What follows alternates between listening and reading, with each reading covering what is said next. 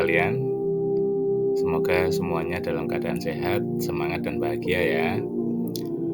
Alhamdulillah kita kembali dipertemukan dalam suasana belajar yang insya Allah penuh manfaat.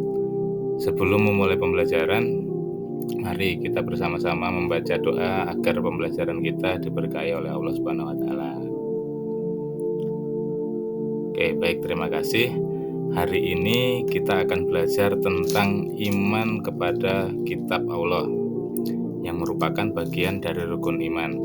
Pembahasan yang penting karena kitab Allah adalah pedoman hidup kita sebagai seorang muslim.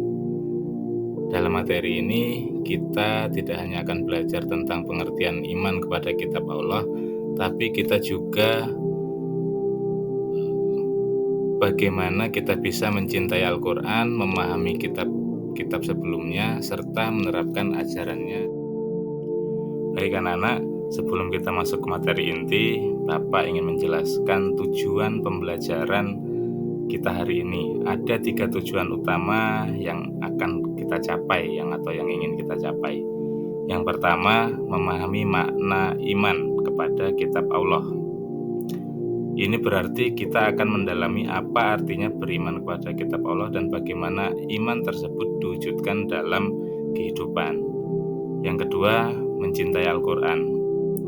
Kita juga akan belajar cara membangun rasa cinta kepada Al-Quran dengan membaca, memahami, dan mengamalkannya.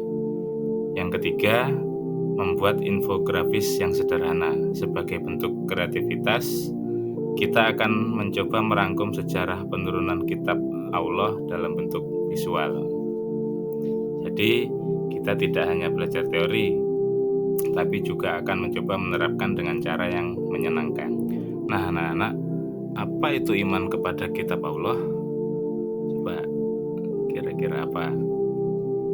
Ya, iman kepada kitab Allah artinya kita meyakini dengan sepenuh hati bahwa Allah Subhanahu wa Ta'ala telah menurunkan kitab-kitabnya sebagai petunjuk bagi umat manusia. Iman kepada kitab Allah mencakup 3 hal. Yang pertama berarti membenarkan di dalam hati. Kita percaya bahwa kitab-kitab ini benar-benar wahyu Allah Subhanahu wa Ta'ala. Yang kedua, kita harus mengikrarkan dengan lisan. Kita mengucapkan keyakinan tersebut misalnya dalam syahadat atau dalam doa-doa kita. Yang ketiga, membuktikan dengan perbuatan. Kita menjalankan ajaran-ajaran yang terdapat dalam kitab Allah, terutama Al-Quran. Jadi kita harus bisa membenarkan dalam hati, mengikrarkan dengan lisan, dan membuktikan dengan perbuatan. Jadi ayo, siapa yang tahu apa tujuan utama kitab Allah itu diturunkan? Ya, kitab Allah adalah pedoman agar manusia dapat hidup dengan benar dan diridhoi oleh Allah Subhanahu wa Ta'ala. Jadi Allah menurunkan kitab itu agar dijadikan pedoman bagi umat manusia.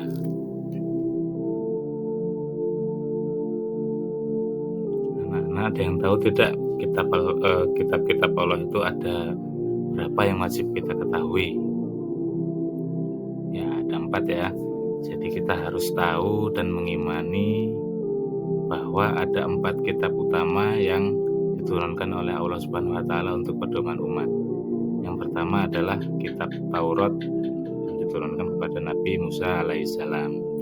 Yang kedua ada kitab Zabur yang diturunkan kepada Nabi Daud alaihissalam. Yang ketiga, kitab Injil yang diturunkan kepada Nabi Isa alaihissalam. Dan yang terakhir adalah Al-Quran yang menjadi pedoman bagi seluruh semesta alam yang diturunkan oleh Allah kepada Nabi terakhir, yaitu Nabi Muhammad SAW. Jadi masing-masing kitab ini memiliki peran penting pada masanya. Misal Taurat nih, berisi hukum syariat bagi Bani Israel. Sedangkan kalau Zabur berisi doa dan pujian kepada Allah Subhanahu wa Ta'ala. Dan Injil membawa kabar gembira, serta Al-Quran sebagai kitab terakhir yang menyempurnakan semuanya. Jadi Al-Quran itu sudah merangkum atau mencakup ketiga kitab sebelumnya sebagai hukum-hukum bagi syariat umat Islam, sebagai berisi doa-doa dan pujian kepada Allah, dan juga membawa kabar gembira kepada umat Islam. Jadi alhamdulillah kita sebagai umat Islam memiliki Al-Quran yang sampai hari ini dan sampai hari kiamat nanti terjaga keasliannya. Baik, di awal tadi sudah Bapak sampaikan, salah satu tujuan pembelajaran kita adalah bagaimana menjadi generasi pencinta Al-Quran. Coba bagaimana kita bisa menjadi generasi yang mencintai Al-Quran. Ada 4 langkah utama yang harus kita laksanakan agar kita menjadi generasi yang cinta akan Al-Quran. Yang pertama, membaca Al-Quran. Kita harus membaca Al-Quran dengan tartil, ya, sesuai dengan tajwidnya, makhrajul hurufnya, dan harus dibaca dengan sungguh-sungguh. Yang kedua, kita juga harus memahami artinya. Jangan hanya membaca, tapi kita juga pahami terjemahannya dan tafsirnya juga, agar kita bisa tahu apa maksudnya dari ayat-ayat Al-Quran itu. Sedikit-sedikit, mungkin satu ayat kita tahu, oh ini arti dari ayat ini dan ini penafsirannya. Yang ketiga, mentadaburi isinya. Kita juga harus merenungkan pesan-pesan yang ada dalam Al-Quran dengan kaitan kehidupan kita sehari-hari. Makanya kita harus memahami dulu apa arti dan tafsirnya, baru kita bisa mentadaburi pesan-pesan yang ada di dalam Al-Quran itu. Yang terakhir, setelah kita mentadaburi atau merenungkan, kita harus mengamalkan ajarannya. Jadi setelah tahu, kita harus mengamalkan nilai-nilai yang ada di dalam Al-Quran. Nilai-nilai yang seperti jujur, adil, dan menjaga lingkungan. Jadi urut-urutannya kita harus biasa membaca dulu, kedua kita mulai memahami makna dan tafsirannya, yang ketiga kita merenungkan apa pesan-pesan yang terdapat dalam Al-Quran. Setelah kita paham, kita renungi, kita amalkan apa yang ada di dalamnya. Ya, selanjutnya, jika kita berbicara tentang hubungan kita dengan umat yang beriman kepada kitab terdahulu, Islam mengajarkan kita untuk menjalin hubungan harmonis dengan umat beragama lain, terutama kepada mereka yang beriman kepada kitab-kitab terdahulu. Contohnya pada masa Nabi Muhammad SAW, Nabi Muhammad SAW membuat piagam Madinah yang memberikan hak kebebasan beragama kepada umat Yahudi dan Nasrani. Jadi Nabi Muhammad pun tidak serta-merta mengharuskan atau mewajibkan umat Yahudi dan Nasrani untuk memeluk Islam, karena Rasulullah ditugaskan ke muka bumi ini sebagai penyampai pesan. Ya, setelah Nabi Muhammad SAW wafat pada masa Khulafaur Rasyidin, ya, Bani Umayyah, Bani Abbasiyah, dan pemimpin-pemimpin Islam selanjutnya, ketika itu pemimpin Islam itu tetap menjaga toleransi dan juga tidak memaksa ahli kitab untuk memeluk agama Islam. Bahkan sampai hari ini pun kita sebagai umat Islam dianjurkan untuk tetap membangun hubungan yang harmonis, ya, antar umat beragama, agar terdapat titik temu persamaan, yang di sini artinya persamaannya tidak saling mencampuri urusan ibadah, tetapi tetap dapat hidup harmonis berdampingan, ya, tidak saling menjatuhkan, tidak saling menyalahkan apa yang diyakini oleh masing-masing umat beragama.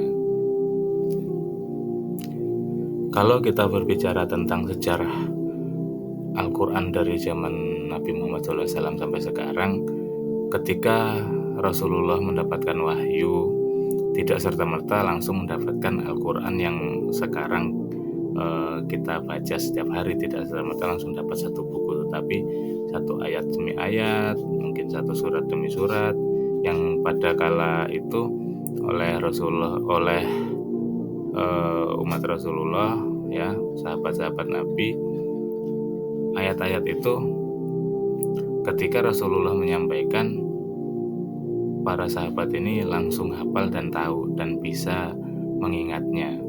Dan ada beberapa ayat juga yang ditulis di daun-daun lontar atau di mushaf-mushaf kecil-kecil, bentuknya belum tersusun rapi seperti sekarang, ya.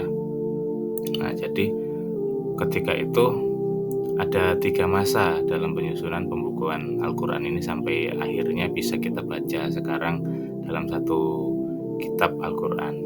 Yang pertama pada masa Nabi Muhammad, ya, tadi sudah Bapak sampaikan, Al-Quran itu dihafalkan oleh para sahabat dan ditulis di berbagai media seperti pelepah kurma, di kulit hewan, ya.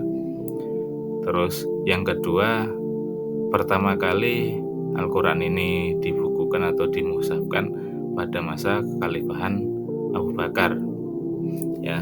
Ketika masa khalifah Abu Bakar, banyak penghafal Al-Quran yang sudah wafat, dan ayat-ayat itu akhirnya oleh Khalifah Abu Bakar dikumpulkan dalam satu dokumen untuk menjaga keaslian yang tadinya ditulis di pelepah kurma, di kulit hewan, yang tadinya masih ada di rumah siapa, akhirnya dikumpulkan jadi satu biar tetap terjaga keasliannya. Yang kedua pada masa Khalifah Utsman bin Affan. Nah, pada masa Utsman bin Affan inilah Al-Quran itu dimushafkan seperti sekarang, ya. Jadi dijadikan satu mulai dari Al-Fatihah sampai An-Nas. Tapi ketika masa Khulafah Umar bin Affan pun belum ada harokatnya, ya, masih Arab gundul, masih belum. Kalau kita membaca kitab Al-Quran yang asli pada zaman itu, mungkin kita juga tidak bisa bacanya. Akhirnya setelah masa kekhalifahan Utsman bin Affan ini, kemudian dikembangkan lagi bagaimana cara membacanya dengan benar, karena ketika Al-Quran ini disebarkan ke seluruh wilayah, masing-masing wilayah punya logat sendiri. Seperti kita di Indonesia pun ketika bertemu dengan orang Aceh, orang Medan, sampai ke Papua, logat cara membacanya pun pasti berbeda-beda. Tapi itulah akhirnya Al-Quran itu diberikan harokat, diberikan tajwid pelafalannya agar bisa seragam sampai sekarang. Ya, demikian mungkin yang bisa Bapak sampaikan. Sebagai penutup, mari kita rangkum pembelajaran kita hari ini, ya. Yang pertama, iman kepada kitab Allah adalah keyakinan dan penerapan ajarannya dalam kehidupan sehari-hari. Yang kedua, Al-Quran adalah kitab penyempurna yang menjadi pedoman hidup kita. Dan yang ketiga, kita harus menjaga hubungan harmonis dengan umat beragama lain sebagaimana diajarkan oleh Rasulullah SAW. Jadi kita tidak boleh musuhi, karena Rasulullah pun ketika itu tidak memaksa untuk Yahudi dan Nasrani masuk memeluk Islam. Dan jadi kenapa kita sekarang harus memaksakan kehendak kita? Kita hanya bertugas menyampaikan.